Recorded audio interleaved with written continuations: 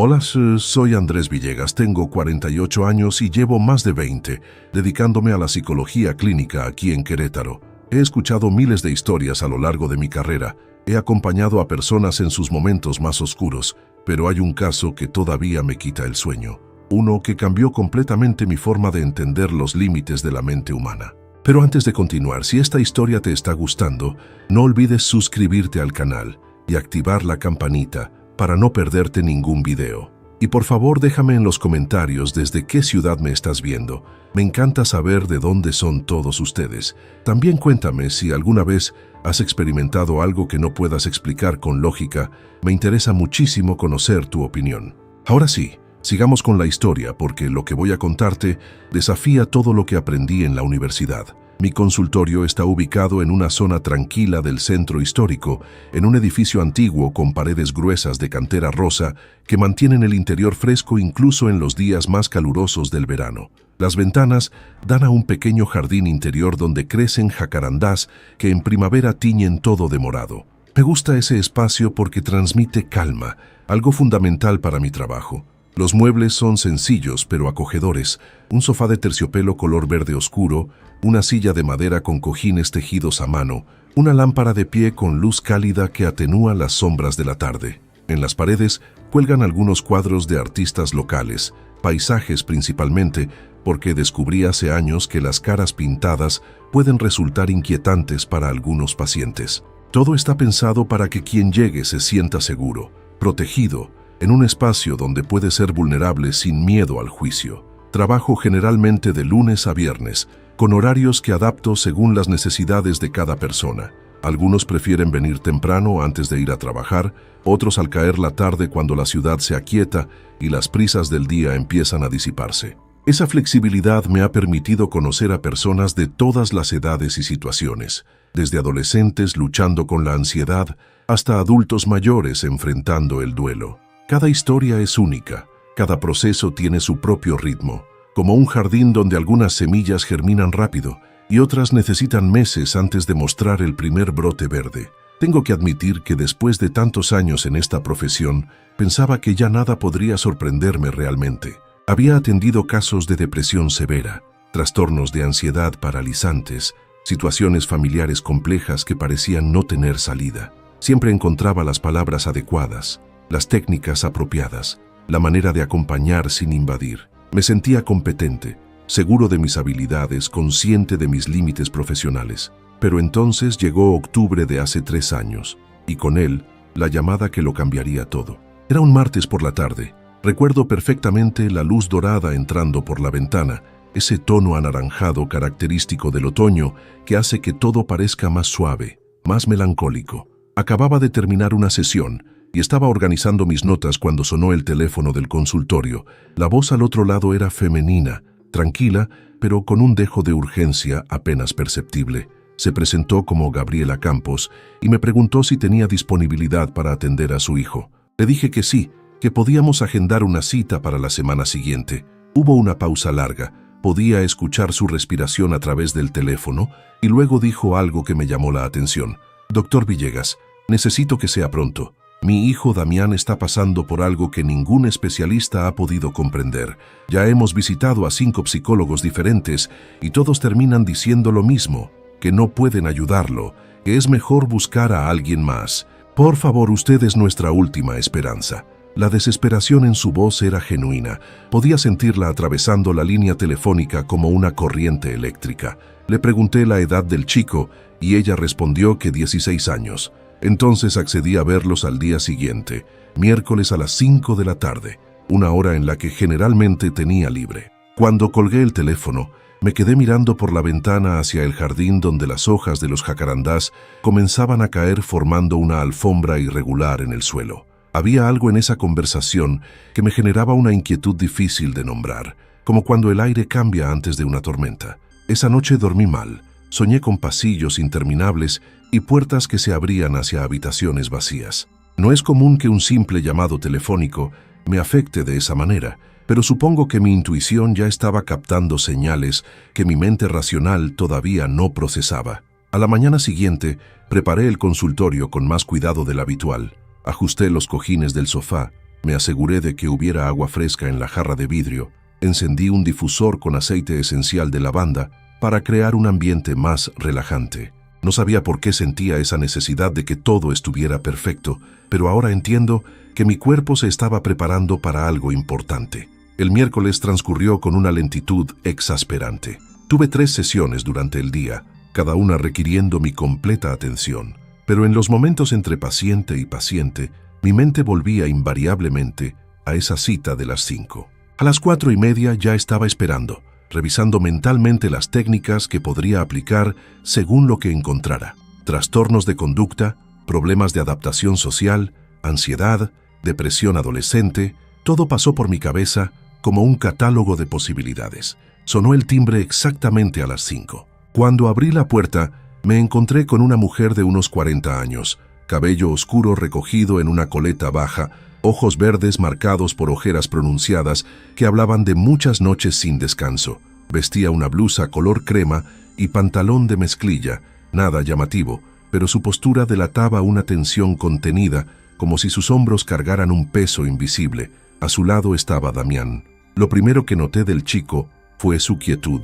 No era la típica inquietud adolescente, ni la timidez de quien llega por primera vez a terapia. Era algo más profundo, una especie de inmovilidad deliberada, como si estuviera haciendo un esfuerzo consciente por no moverse demasiado.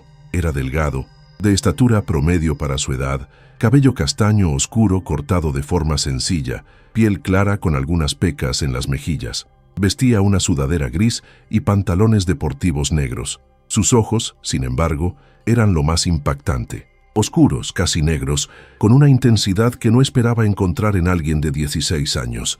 No era una mirada hostil ni asustada, era simplemente penetrante, como si pudiera ver a través de las paredes, de las personas, de todo. Los invité a pasar, y Gabriela tomó asiento en el sofá mientras Damián se quedó de pie cerca de la ventana, mirando hacia el jardín interior. Le ofrecí sentarse, pero él negó suavemente con la cabeza. «Prefiero estar aquí si no le molesta, doctor», dijo con una voz sorprendentemente madura para su edad, modulada, casi melodiosa. Le dije que no había problema, que cada persona encuentra su propia forma de estar cómoda en el espacio. Gabriela comenzó a hablar. Sus palabras salían atropelladas, como si hubiera estado guardándolas demasiado tiempo. Me contó que Damián había sido un niño completamente normal hasta los 14 años. Buen estudiante, amigable, interesado en el dibujo y la música.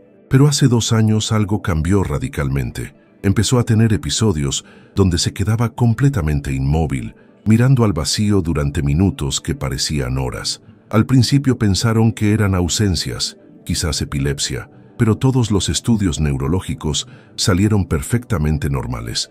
Luego vinieron las cosas que decía. ¿Qué tipo de cosas?, pregunté, manteniendo mi tono profesional, aunque sentía crecer esa inquietud inicial. Gabriela miró a su hijo antes de responder. Damián seguía junto a la ventana, observando las hojas caer de los jacarandás con una concentración absoluta. Cosas que no debería saber, información sobre personas que nunca ha conocido, detalles de situaciones que ocurrieron antes de que él naciera. Al principio pensamos que lo había leído en internet o que alguien le había contado, pero después nos dimos cuenta de que no, que era imposible que tuviera acceso a esa información. Tomé notas en mi libreta, escribiendo rápido para capturar cada detalle. Le pedí ejemplos específicos y ella respiró profundo antes de continuar. Hace 6 meses estábamos en casa de mi madre, en Celaya. Damián nunca había estado en esa casa antes porque mi mamá se mudó ahí hace solo 1 año. Estábamos todos en la sala cuando él se levantó de repente y caminó directo hacia un closet en el pasillo. Abrió la puerta, movió unas cajas viejas y sacó una caja de metal pequeña que estaba escondida en el fondo. Adentro había fotos de mi hermana que falleció hace 20 años, antes de que Damián naciera. Nadie sabía que esa caja estaba ahí, ni siquiera mi madre la recordaba. El silencio que siguió fue denso. Podía escuchar el tic-tac del reloj de pared, el rumor lejano del tráfico en la calle, mi propia respiración ligeramente acelerada. «¿Damián te explicó cómo sabía dónde buscar?», pregunté dirigiéndome al chico que seguía junto a la ventana. Él se giró lentamente hacia mí. Sus ojos me observaron con esa intensidad perturbadora y luego dijo con absoluta calma: «Ella me lo mostró. Mi tía Patricia, la hermana de mi mamá, me mostró dónde guardaba sus cosas cuando era pequeña». Gabriela se cubrió la boca con una mano temblorosa. Patricia tenía solo 8 años cuando murió en un accidente de bicicleta. Damián no tiene forma de saber su nombre porque nunca hablamos de ella en casa. Es demasiado doloroso para mi madre. Mantuve mi expresión neutral, aunque por dentro sentía una mezcla de escepticismo profesional y una curiosidad casi morbosa. Entiendo que esto es muy difícil para la familia. Damián, ¿podrías contarme más sobre estas experiencias que tienes? ¿Cuándo comenzaron? ¿Cómo se sienten? El chico se acercó finalmente y se sentó en la silla frente a mí. Sus movimientos eran fluidos pero controlados, como los de alguien que camina sobre hielo delgado temiendo que se quiebre. Comenzó la noche de mi cumpleaños 14, doctor. Me desperté a las 3 de la mañana y había una mujer sentada al pie de mi cama. Al principio me asusté mucho. Pensé que era un intruso, pero ella me sonrió y dijo que no tuviera miedo, que solo quería hablar. Me contó que su nombre era Lucía Romero y que había vivido en nuestra casa hace 50 años. Me describió cómo era el lugar antes, cuando las paredes eran de otro color y había un árbol de níspero en el patio que ya no existe. ¿Y tú verificaste esa información?, pregunté, consciente de que estaba entrando en territorio delicado. Damián asintió. Mi mamá investigó con los vecinos más antiguos. Efectivamente, una señora llamada Lucía Romero vivió ahí en los años 70. El árbol de níspero fue cortado hace 30 años porque sus raíces estaban dañando los cimientos. Gabriela intervino con voz quebrada. He tratado de encontrar explicaciones lógicas, doctor. Quizás escuchó conversaciones de adultos, quizás leyó algo en documentos viejos de la casa. No lo sé, pero hay tantos detalles, tantas cosas imposibles de conocer. Y lo peor no son las cosas que dice, sino cómo lo afecta. Hay días en que no puede concentrarse en la escuela, días en que se queda horas mirando un punto fijo. Los otros psicólogos dijeron que podría ser esquizofrenia temprana, pero los medicamentos que le recetaron no hicieron ninguna diferencia. Pasamos casi 2 horas en esa primera sesión. Hice todas las preguntas estándar sobre antecedentes familiares, historial médico, uso de sustancias, trauma infantil, todo negativo. Damián era articulado, inteligente, consciente de que lo que experimentaba no era típico. No mostraba signos de psicosis en el sentido clásico, no había delirios paranoides ni alucinaciones auditivas que lo atormentaran. Simplemente afirmaba ver personas que otros no podían ver, personas que le contaban historias, que le mostraban cosas, que parecían necesitar algo de él. Al final de la sesión, cuando madre e hijo se preparaban para irse, Damián se detuvo en la puerta y me miró directo a los ojos. Doctor Villegas, hay un hombre que viene a su consultorio a veces. Es mayor, usa sombrero de fieltro oscuro y lleva un bastón con mango de plata. Se sienta en esa silla, señaló la silla junto a la ventana donde él había estado parado, y lee el periódico. Dice que antes este era su despacho de abogado, hace mucho tiempo. Sentí un escalofrío recorrer mi espalda. No dije nada en ese momento, solo asentí y me despedí cordialmente. Pero cuando cerraron la puerta y me quedé solo en el consultorio, caminé lentamente hacia el archivo donde guardo documentos del edificio. Saqué una carpeta vieja con papeles amarillentos y comencé a revisar. Ahí estaba, el registro de propietarios anteriores. De 1945 a 1972, estas oficinas habían pertenecido a un bufete de abogados dirigido por el licenciado Enrique Salazar. Busqué en internet. Necesitaba una foto, algo que confirmara o negara lo imposible. Encontré una nota necrológica de 1978. La foto mostraba a un hombre mayor con sombrero de fieltro oscuro. En la descripción, mencionaba que siempre llevaba su bastón con mango de plata, regalo de sus hijos. Me senté en mi escritorio mientras la luz del atardecer se desvanecía y las sombras crecían en las esquinas de la habitación. Por primera vez en mi carrera profesional, no tenía un diagnóstico claro, una explicación racional que ofrecer. Todo mi entrenamiento me decía que debía haber una respuesta lógica, que quizás Damián había investigado el edificio de alguna manera, que era una coincidencia elaborada. Pero otra parte de mí, una parte más antigua y primitiva, susurraba que tal vez, solo tal vez, algunas cosas escapan a la comprensión de los libros de texto. Las siguientes sesiones con Damián fueron igual de desconcertantes. Cada miércoles a las 5, él llegaba con su madre, siempre con esa quietud antinatural, siempre con esa mirada que parecía ver más allá de lo visible. Me contaba sobre las diferentes personas que veía, como cada una tenía su propia historia, sus propias razones para quedarse en ciertos lugares. Algunos solo querían ser reconocidos, otros tenían mensajes específicos para sus familiares vivos, algunos simplemente parecían perdidos y buscaban orientación. Intenté todas las técnicas terapéuticas que conocía, terapia cognitivo-conductual, para ayudarlo a manejar la ansiedad que estas experiencias le generaban, mindfulness, para mantenerlo anclado en el presente, técnicas de visualización para crear espacios mentales seguros. Todo funcionaba parcialmente, pero nunca abordábamos el núcleo del asunto, porque yo mismo no sabía qué pensar al respecto. Estaba ante un caso psiquiátrico no diagnosticado correctamente o ante algo que desafiaba mi comprensión de la realidad.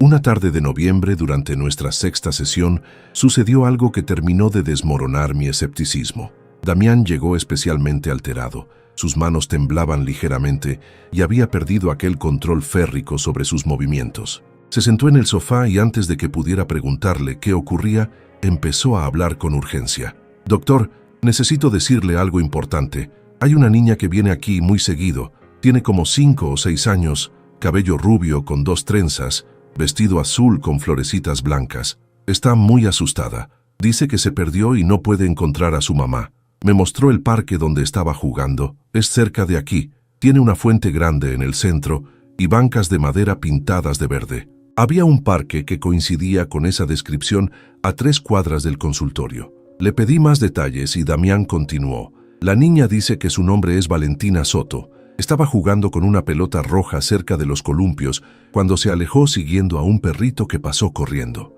Se desorientó y cuando quiso regresar ya no encontraba a su mamá. Tiene mucho miedo». Algo en la especificidad de los detalles me hizo actuar. Tomé mi teléfono y busqué en las noticias locales.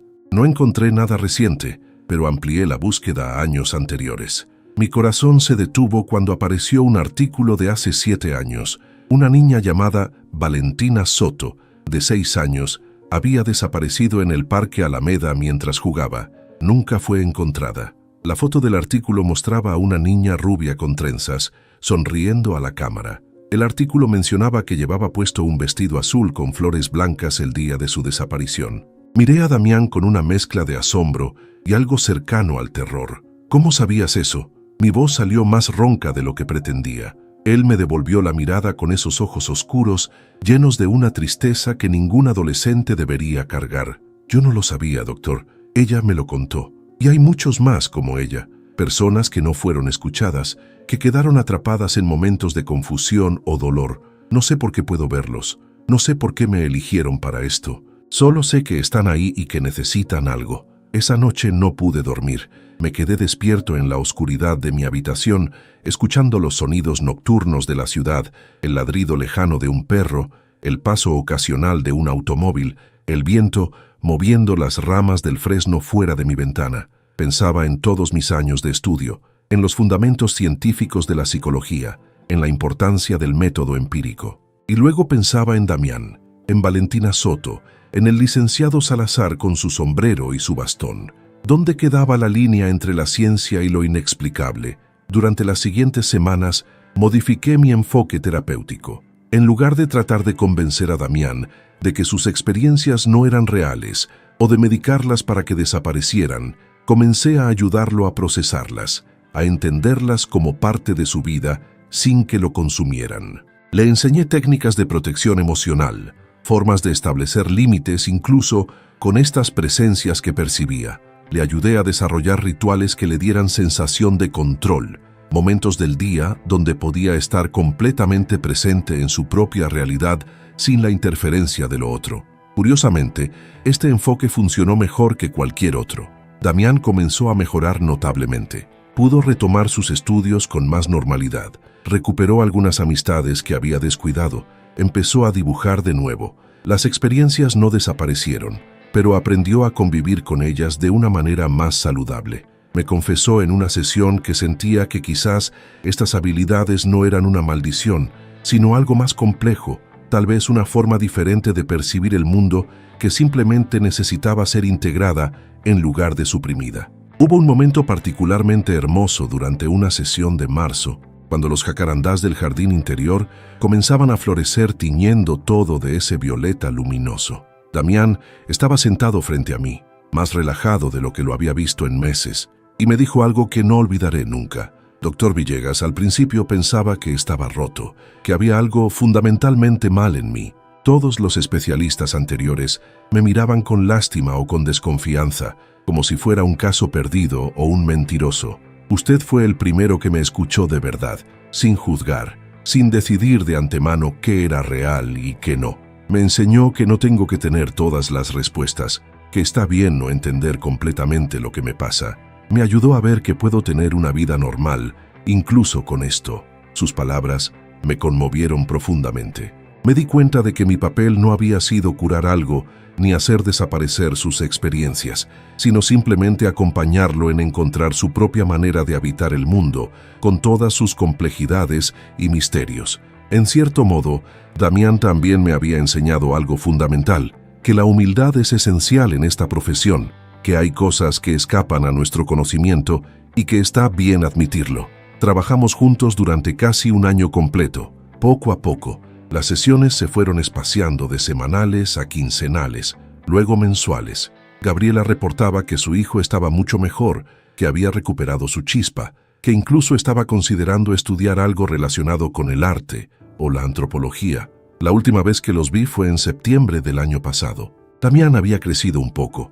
Su rostro mostraba más madurez y esa intensidad perturbadora en sus ojos se había suavizado hasta convertirse simplemente en profundidad, en una especie de sabiduría antigua, contenida en un cuerpo joven. Nos despedimos en la puerta del consultorio con un apretón de manos firme. «Gracias por creerme cuando nadie más lo hacía», me dijo. Le respondí que no había sido tanto creer como estar dispuesto a no descreer, a mantener la mente abierta ante lo desconocido. Sonrió. Esa sonrisa genuina que había aparecido con más frecuencia en los últimos meses, y se fue caminando junto a su madre por la calle adoquinada del centro histórico, desapareciendo entre la gente de la tarde. Después de que se fueron, entré de nuevo al consultorio y me senté en mi escritorio. El sol de septiembre entraba oblicuo por la ventana, iluminando motas de polvo suspendidas en el aire. Miré hacia la silla junto a la ventana, la silla donde según Damián se sentaba el licenciado Salazar con su periódico y su bastón. No vi nada, por supuesto. Nunca he tenido las habilidades de percepción de Damián, pero me encontré hablando en voz baja, casi susurrando. «Si está ahí, licenciado, quiero que sepa que ha sido un buen compañero en este consultorio. Su presencia, real o imaginada, fue parte de algo importante». No hubo respuesta, no esperaba ninguna. Pero en el silencio que siguió, sentí una especie de paz, como si el espacio mismo hubiera exhalado aliviado. Han pasado más de 2 años desde que conocí a Damián, y su caso sigue siendo el más enigmático de mi carrera. No tengo un diagnóstico definitivo que escribir en sus expedientes, no tengo una explicación científica pulcra que satisfaga los protocolos académicos. Lo que tengo es la certeza de que ayudé a un adolescente a encontrar su lugar en un mundo que no siempre encaja en las categorías que nos enseñan, y tal vez eso es suficiente. A veces me pregunto si Damián sigue viendo a esas personas, si Valentina Soto finalmente encontró paz, si hay otros como él navegando en silencio por realidades que se superponen a la nuestra sin que la mayoría lo perciba. Me pregunto si mi apertura a considerar lo imposible me convierte en un mal científico o simplemente en un terapeuta más completo. No tengo respuestas, solo preguntas que me acompañan como sombras largas al atardecer. Lo que sí sé es que este caso cambió algo fundamental en mí. Me volví más humilde ante el misterio, más cauteloso con las certezas absolutas, más dispuesto a aceptar que la realidad podría ser mucho más amplia y extraña de lo que nuestros modelos teóricos sugieren. Y cuando ahora recibo a nuevos pacientes, especialmente aquellos que vienen con historias que desafían la lógica convencional, me acuerdo de Damián y me esfuerzo por escuchar de verdad, sin los filtros rígidos del escepticismo automático. Ayer mismo, curiosamente, recibí un correo electrónico de Gabriela. Me contaba que Damián acaba de cumplir 18 años, que fue aceptado en la universidad para estudiar antropología con enfoque en tradiciones y creencias populares. Dice que quiere investigar cómo diferentes culturas han entendido y trabajado con personas que tienen percepciones similares a las suyas. Me llenó de orgullo leer eso. saber que encontró una forma de convertir su experiencia en algo constructivo, en una búsqueda de conocimiento que podría ayudar a otros. En el mismo correo, Gabriela agregaba una postdata que me hizo sonreír. Damián me pidió que le dijera que el licenciado Salazar ya no está en su consultorio. Dice que finalmente encontró lo que buscaba y pudo partir en paz. Damián cree que usted tuvo algo que ver con eso, aunque no sepa exactamente qué. Leí esas líneas varias veces, sintiendo una extraña mezcla de escepticismo y emoción.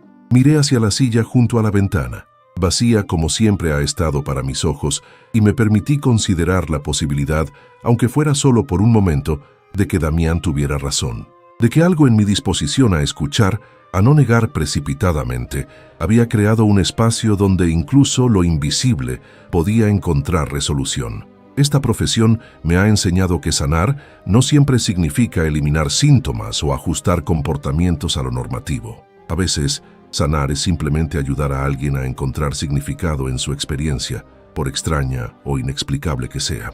Es crear un espacio seguro donde lo incomprensible puede ser nombrado sin vergüenza, donde las preguntas sin respuesta pueden coexistir con el deseo de vivir una vida plena. Pienso en todos los Damianes que podrían estar ahí afuera, callados por el miedo al rechazo, medicados en exceso para suprimir experiencias que no encajan en los manuales diagnósticos, etiquetados y marginados por un sistema que privilegia la certeza sobre la curiosidad.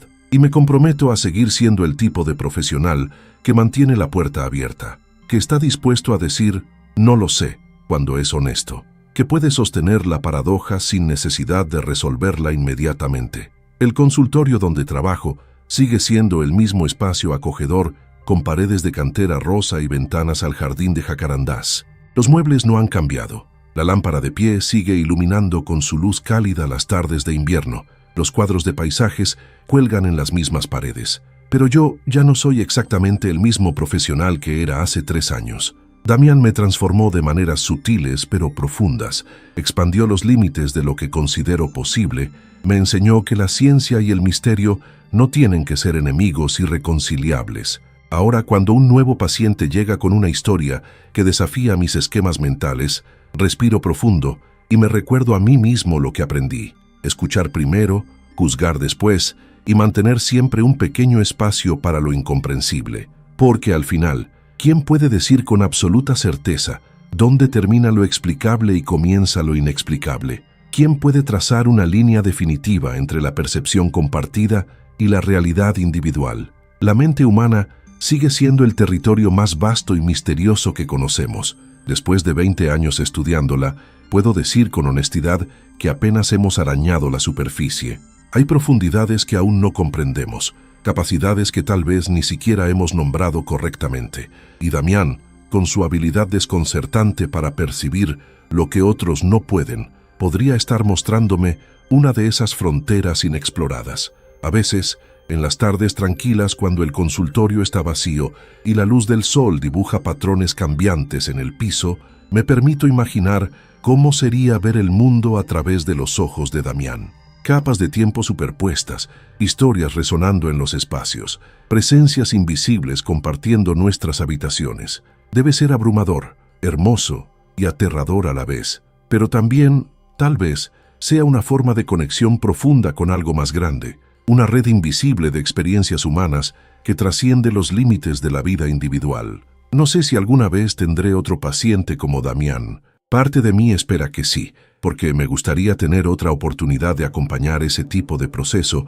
con todo lo que he aprendido. Otra parte de mí sabe que algunos encuentros son únicos, que llegan una vez en la vida para enseñarte exactamente lo que necesitas aprender en ese momento. Y quizás eso es suficiente. Lo que sí continúa es mi compromiso con mantener la mente abierta, con no desechar precipitadamente las experiencias que no puedo explicar. En esta profesión, el dogmatismo es peligroso. La rigidez mental puede cerrar puertas que deberían permanecer abiertas, puede silenciar voces que merecen ser escuchadas. Y si algo me enseñó Damián, es que la verdadera sabiduría no está en tener todas las respuestas, sino en saber hacer las preguntas correctas y estar dispuesto a convivir con la incertidumbre. Así que aquí estoy, en mi consultorio de Querétaro, entre paredes de cantera y ventanas que dan a jacarandás florecientes, seguido atendiendo personas con sus historias únicas, sus dolores particulares, sus búsquedas de sentido. Cada uno trae su propio universo interno, y mi trabajo es ayudarlos a navegarlo con más claridad, con más compasión hacia sí mismos. Y si alguno de ellos trae una historia que desafía lo que creo saber sobre la realidad, bueno, ahora estoy preparado para recibirla. Porque al final, lo más importante no es tener un sistema de creencias hermético e invulnerable, sino tener la valentía de cuestionar, de adaptarse, de crecer incluso cuando ese crecimiento implica admitir que no tenemos todas las respuestas. Y en ese sentido, Damián no fue solo mi paciente, fue también mi maestro, el catalizador de una transformación que me hizo más humano, más humilde y, espero, un mejor profesional. La próxima vez que mires a tu alrededor, considera la posibilidad de que haya más de lo que tus ojos pueden ver, más historias de las que tus oídos pueden escuchar. No estoy diciendo que debas creer en todo, pero tal vez podamos permitirnos un poco de asombro ante el misterio, un poco de apertura ante lo inexplicable, porque como aprendí con Damián, a veces las cosas más importantes son precisamente aquellas que no podemos meter en categorías ordenadas. Y si alguna vez te encuentras con alguien que percibe el mundo de manera radicalmente diferente a la tuya, espero que recuerdes esta historia. Espero que elijas la escucha sobre el juicio, la curiosidad sobre la certeza, la compasión sobre el diagnóstico apresurado, porque nunca sabes cuándo ese encuentro podría transformarte también a ti, abriendo puertas en tu comprensión que ni siquiera sabías que existían. Antes de terminar, quiero agradecerte por haber escuchado esta historia que he guardado durante tanto tiempo. Si te ha resonado de alguna manera, si te ha hecho pensar o simplemente te ha mantenido intrigado, me haría muy feliz que te suscribieras al canal y activaras la campanita para no perderte las próximas historias. Y por favor, déjame en los comentarios qué piensas sobre todo esto. Si crees que hay experiencias que escapan a la explicación científica o si consideras que siempre debe haber una respuesta racional. Me encanta leer sus opiniones y generar conversación en la comunidad. También cuéntame desde qué ciudad me estás viendo. Me fascina saber que estas historias viajan tan lejos y conectan con personas en lugares tan diversos. Nos vemos en el próximo video. Y mientras tanto, cuídate mucho y mantén siempre la mente abierta a las posibilidades infinitas de este mundo extraño y maravilloso en el que vivimos.